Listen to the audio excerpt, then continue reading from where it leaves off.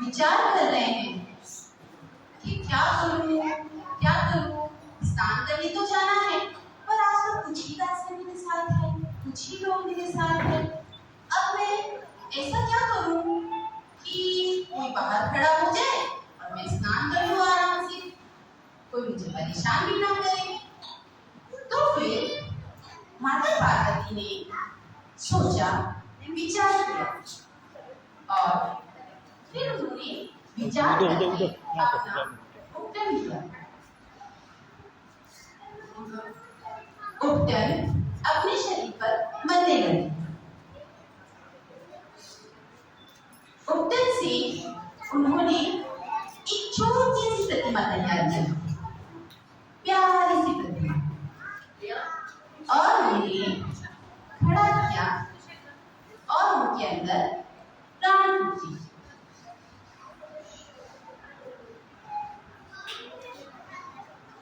माता के स्पर्श करने के पश्चात उनमें जैसे ही प्राण आए उन्होंने मां को प्रणाम किया। प्रणाम माते। तब पार्वती माता ने कहा, पुत्र आप मेरे पुत्र हो, मैं स्नान करने जा रही हूँ, यदि कोई भी बाहर आए तो उसे भीतर प्रवेश ना करने देना। उचित माता। ऐसा कहकर गणेश जी बाहर पहरेदारी पे जाते हैं और मां पार्वती स्नान करने को भीतर प्रवेश करते हैं। जब वो पहरा दे रहे होते हैं तब शिव जी को माता से कुछ कार्य होता है, तो वे शिव जी अपने गणों को बुलाते हैं और कहते हैं कि जाइए माता पार्वती को याद कीजिए। तब वो दोनों गणेश जी के पास जाते हैं।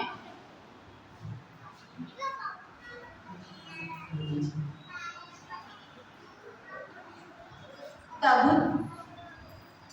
गणेश जी से आग्रह करते हैं कि हमें माता पार्वती के पास जाना है, पर गणेश जी मना कर देते हैं। कहते हैं नहीं नहीं, मैं भीतर नहीं जाने दे सकता, आप भीतर नहीं जा सकते। तब नंदी फिर जाते हैं। नंदी आगे बढ़ते हैं और नंदी फिर पूछते हैं, क्यों नहीं जा सकते भीतर? मुझे जाना है, मुझे माता से मिलना है, प्रभु ने स्वयं आदेश दिया है। तब गणेश भी बोलते हैं, नहीं, मैं किसी को भीतर नहीं जाने दे सकता, मेरी माता ने मना किया है। तो वे तीनों फिर से शिव जी के पास जाते हैं। प्रभु शिव जी के पास जाने के बाद बोलते हैं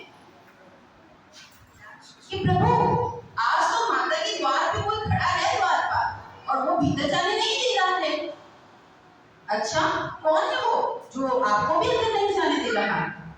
चलिए मैं स्वयं देखता हूँ। सब लोग मिलके फिर से गणेश के पास जाते हैं। वो मेरी अर्धांगिनी है, मुझे भीतर जाना है। नहीं नहीं, मैं नहीं जानता कि वो आपके कौन है, पर वो मेरी माता है। सो मैं माता की आज्ञा का पालन कर रहा हूँ, मैं आपको भीतर नहीं जाने दे सकता। तुम्हारी इतनी जरूरत। अपना त्रिशूल को ऊपर उठाते हुए शिव जी को क्रोध आता है और सभी डर के मारे पीछे हो जाते हैं। नंदी सब पीछे हो जाते हैं। तब गणेश को भी क्रोध आता, सिर अलग कर दिया धड़ से और वो नीचे गिर गए। पुत्र नीचे गिर गए। इतने में माता का स्नान पूरा हो चुका था। वो स्वयं भागे भागे बाहर आया और पुत्र की ये दशा देखकर वो विलाप करने लगे, पुत्र पुत्र क्या हुआ पुत्र? ऐसा पुत्र है पार्वती, हमें क्षमा कीजिए, हमें ये याद नहीं था, हमें इसमें क्रोध आ गया। हमने इसे याद नहीं की, अब मुझे मेरा पुत्र वापस चाहिए प्रभु, मुझे मेरा पुत्र वापस चाहिए। अब जाए मुझे मेरा किया और लाकर फिर से कुछ ठीक रहा और माता ने स्वयं उनका प्रेम किया, स्वयं उनसे प्रेम किया और इस प्रकार पहला गजानन गणेश हुआ और उन्हें भगवान ने आशीर्वाद दिया कि आज से ये हम दोनों की पुत्र के रूप में गणपति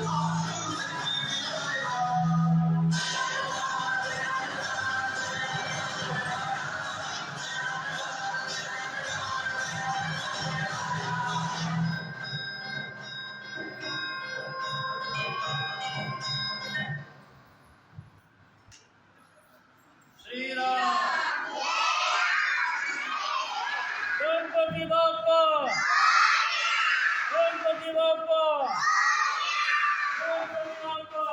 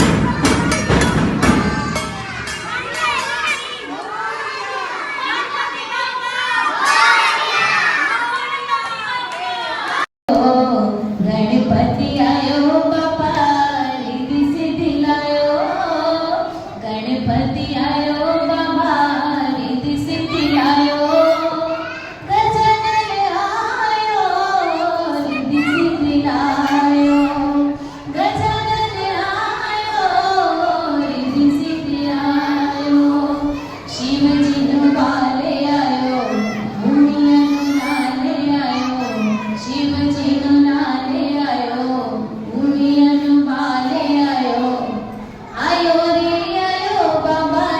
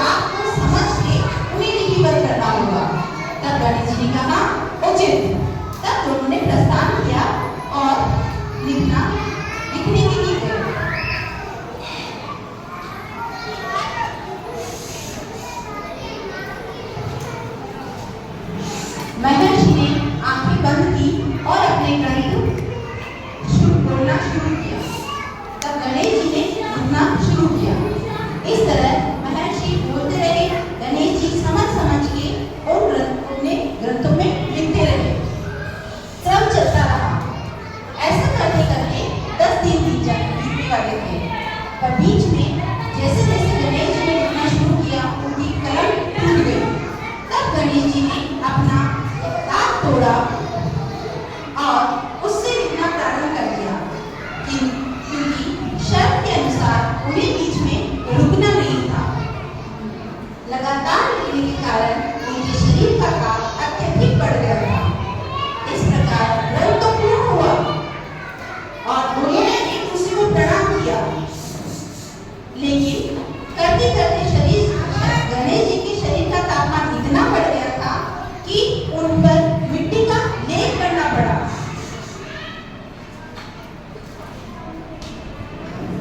और जब गणेश जी के शरीर पर मिट्टी का लेप किया,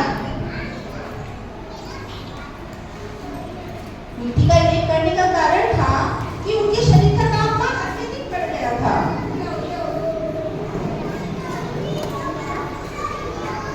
गणेश जी के शरीर पर मिट्टी का लेप किया गया और गणेश जी को 10 दिनों के पश्चात वही तालाब में ले जाकर उन्हें डुबकी लगाई गई।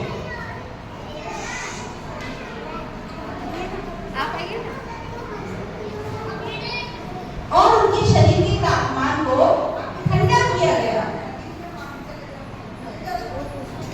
शरीर के तापमान को ठंडा करने के लिए उन्हें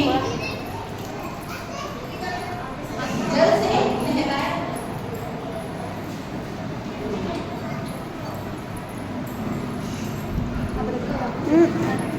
और राधिका आना फोट ये पकड़ ये पकड़ ये पकड़।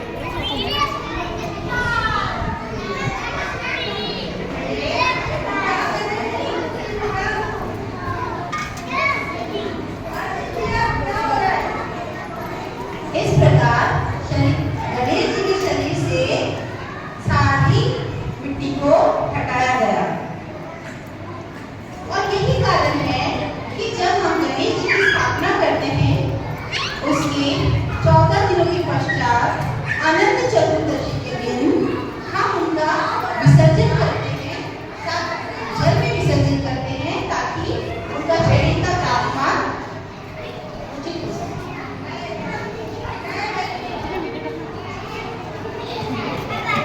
और फिर से गणेश जी को पुनः तैयार किया गया।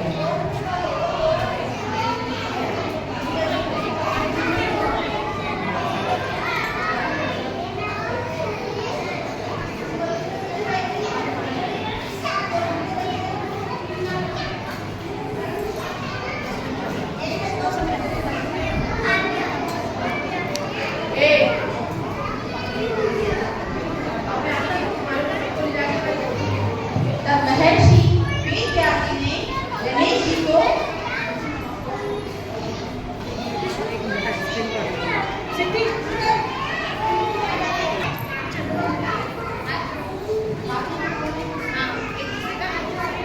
गणपति बाप्पा मंगलमूर्ति गणपति बाप्पा मंगलमूर्ति। तो आपको समझ में आया है ना? जब गणेश जी का शरीर पूरी तरह से गर्म हो गया था ना बच्चा, तो वो और विचार कर रहे थे, धन वैभव तो खूब है, पर इसको देखो, बिना दिखाए तो मजा नहीं आता। मुझे शिव जी को अपने घर में भोजन के लिए बुलाना चाहिए। तो मैं ऐसा करता हूँ, शिव जी को भोजन के लिए बुलाना चाहूंगा। तो ऐसा सोच के कुबेर जी शिव जी के पास जाते हैं। प्रणाम प्रभु। प्रणाम। आज कुबेर जी का यहाँ कैसे आना होगा? प्रभु, मेरी मनसा है कि मैं आपको भोजन के लिए घर में आमंत्रित करूं। देखा पार्वती, आज कुबेर जी भोजन के लिए आमंत्रण के लिए आए हैं।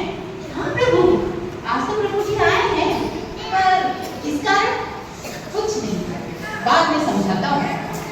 क्षमा कीजिएगा कुबेर जी, हम तो भोजन के लिए नहीं आ सकते, पर हाँ, आप हमारे पुत्र गणेश को ले जाइए। गणेश को देखो, प्रणाम गणेश जी। प्रणाम गणेश जी, आपको मैं भोजन के लिए लेने आया हूँ। ठीक है, पार्वती ना सही, शिवजी ना सही, गणेश को ले जाता हूँ, क्योंकि गणेश कम नहीं खाएंगे और मेरा वैभव भी दिखाना हो जाएगा। गणेश जी को भोजन के लिए आमंत्रण दिया गया और उन्हें भोजन खिलाया गया। उनकी मनपसंद भोजन सब कुछ दिए गए और उन्हें खिलाया गया। गणेश जी ने खूब आनंद से खाया। धीरे धीरे करते करते सारा भोजन समाप्त हो गया। ऋषिवर आए, ये क्या प्रभु, सारा भोजन समाप्त हो गया? ओह, कुबेर जी चिंता में, अरे सारा भोजन समाप्त हो गया। उन्होंने गणेश जी ने जो भगुनी की, जो बर्तन थे, वो भी खा लिए। सारे लड्डू खत्म हो गए।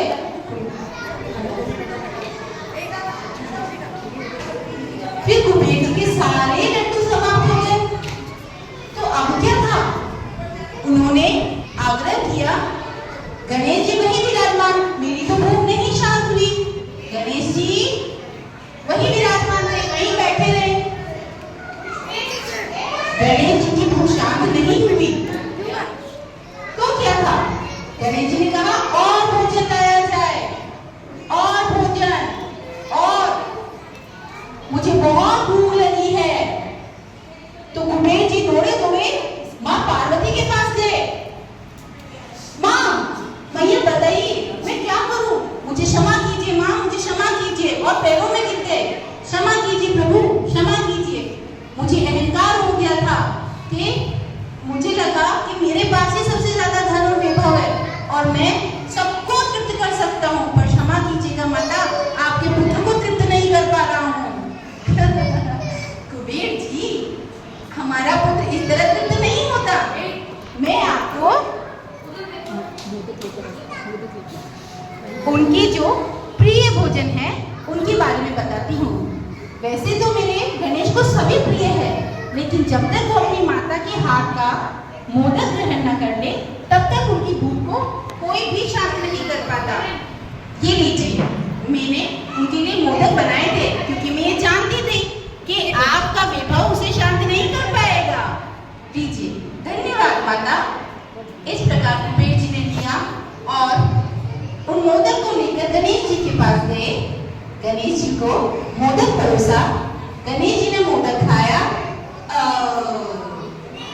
मुझे बहुत अच्छा लगा, मेरा पेट तृप्त हो गया, अब मुझे कुछ नहीं खाना।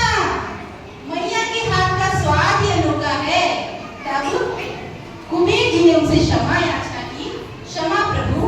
गणेश जी खड़े हो गए और कुबेर जी ने उनके चरण छुए और क्षमा मांगी। क्षमा प्रभु, क्षमा, मेरे अहंकार को आप लोगों ने तोड़ा है। माँ पार्वती और शिव जी भी वहां चले गए। उसी समय वहां प्रस्थान किया और कुबेर जी खड़े हुए और सबसे क्षमा मांगी। कुबेर जी ने कहा, क्षमा प्रभु, आज के बाद मैं कभी भी इस तरह का अपमान नहीं करूंगा। मैंने आज मान लिया है कि सबसे बड़ा वैभव तृप्ति है और आप लोगों का आशीर्वाद ही सबसे बड़ा वैभव है। मेरे लिए वही सबसे बड़ी चीज है। तो क्षमा प्रभु, आज के बाद मैं कभी गर्व नहीं करूंगा। बोलो गणपति बाप्पा की।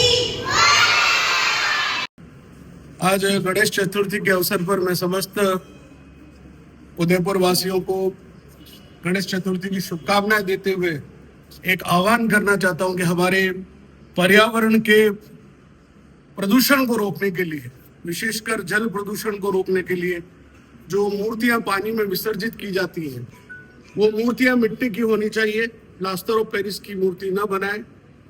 मैं, हमारे विद्यार्थी इस घटना को भली भांति जानते हैं कि भगवान गणपति जी वेद व्यास जी के उस महाग्रंथ को, वेदों को लिखने के लिए सहज रूप से तैयार तब हुए जब उन्होंने कहा कि तुम बोलते रहोगे मैं लिखता रहूंगा, तुम रुकोगे मैं रुक जाऊंगा। तो कहते हैं कि वेद व्यास जी ने हाँ भरी और गणेश जी यानी गणपति जी से कहा कि आप जब तक श्लोक को समझेंगे नहीं, लिखेंगे नहीं, तो इस प्रकार वो समझते, तब तक वेद व्यास अगला श्लोक तैयार कर लेते। श्लोक लिखते लिखते उनका शरीर गर्म हो गया, तो पास में क्षीर सागर से मिट्टी उठाकर और भगवान गणपति जी को लगाई गई, और उससे वो उनका शरीर ठंडा हुआ, और फिर जाकर वापस उन्होंने वेदों की रचना करके, जब पूरे कार्यक्रम उनका वेद की रचना होगी, तो उसके बाद गणपति जी को जल में स्नान कराया गया उस मिट्टी को धोने के लिए। अतः वो सांकेतिक रूप से उस बात को आज भी हम जो झीलों से, पोखरों से, तालाबों से मिट्टी लाई जाती है और उससे गणपति बनाए जाते हैं, और हमने भी आज उसी प्रकार ये बिल्कुल प्राकृतिक रंगों से, प्राकृतिक मिट्टी से, पेपर वेशी से ये गणपति जी हमने बनाए हैं। ये एक संकेत है कि पर्यावरण संरक्षण से भगवान गणपति की सही पूजा झील से लाई हुई मिट्टी से ही हो सकती है। भगवान गणपति सबको आशीर्वाद प्रदान करे, सबके विघ्नों का नाश करे। विघ्न हरता भी है और विघ्न करता भी है। जो दुष्ट हैं उनके लिए वो विघ्न पैदा करते हैं, और जो सरल हैं, सभ्य हैं, अच्छे लोग हैं, उनके विघ्नों को वो हरते भी हैं। तो बोलिए गणपति बप्पा मंगल मूर्ति।